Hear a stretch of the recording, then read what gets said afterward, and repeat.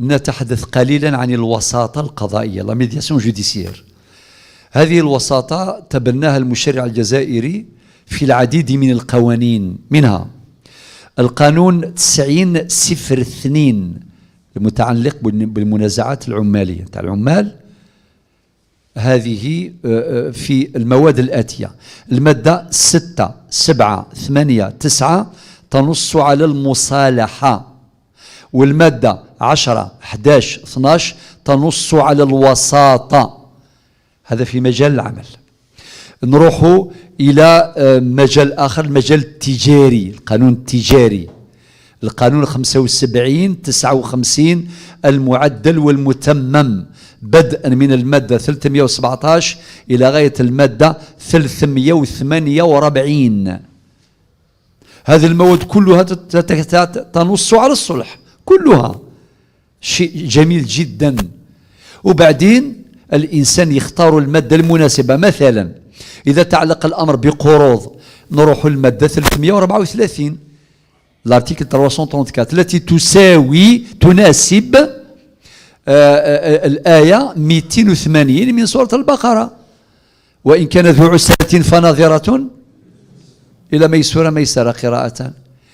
يعني هذا المعنى القرآني نجده في المادة 334 من قانون 75 59. معنى هنا لازم تستخدم المواد التي تناسب موضوع النزاع. اتفقنا. إذا في قانون آخر القانون 75 58 الكود سيفيل القانون المدني، مثل المادة 459. القانون المدني في حد ذاته من المادة 53 إلى غاية المادة 673 تنص على العقود والالتزامات. هو العنوان الكبير: الالتزامات والعقود. الارتيكل 53 حتى الارتيكل 673 كلها تنص على هذا: مصادر الالتزام، اثبات الالتزام، انتقال الالتزام، كذا وكذا. وبعدين حتى توصل الى العقود، عقد الاجاره والشركه والوكاله، كلها راهي ثم كامل. المقاوله ليزونتربريز كل شيء راه ثم، من الارتيكل 53 الى غايه الماده 53 الى غايه الماده 673. يلا نروح إلى القانون، مثلا إلى قانون الأسرة، قانون 84 11 المعدل والمتمم بالأمر 0502 الصادر بتاريخ 27 فبراير 2005. المادة 49 واضحة بالنص الحرفي: لا يثبت الطلاق إلا بحكم بعد عدة محاولات صلح يجريها القاضي.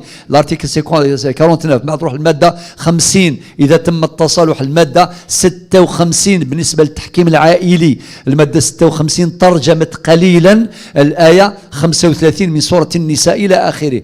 وإذا وجد فراغ في هذه المواد نروح للارتيكل 222 المادة 222 التي تنص على الآتي: كل ما لم يرد النص عليه في هذا القانون يرجع فيه إلى أحكام الشريعة الإسلامية. إذا كان قضية نتاع الحبوس نتاع الأوقاف أيضا نروح للقوانين المراسيم اللي صدرت منذ الاستقلال إلى الآن، منها المرسوم لو 20 يعني 62 20 وروح حتى توصل الى قانون 84 11 خاصه من الماده 213 الى غايه الماده 220. وبعدين نروح للقانون 91 10 الذي عالج قضايا الحبوس والاوقاف بشكل مستقل. وهذا القانون نروح الماده الثانيه تقول لك اذا لقيت المشاكل وما كانش فيه نص يعني في هذا القانون يرجع فيه لاحكام الشريعه الاسلاميه، وصارت تعديلات لهذا القانون. وبعدين نروحوا قانون التوجيه العقاري ايضا نهضر على موضوع الحبوس والاوقاف الى اخر مرسوم صدر دبي 2021 اللي هو المرسوم رقم 21179 المنشئ للديوان الوطني للأوقاف والزكاة. هذا جديد.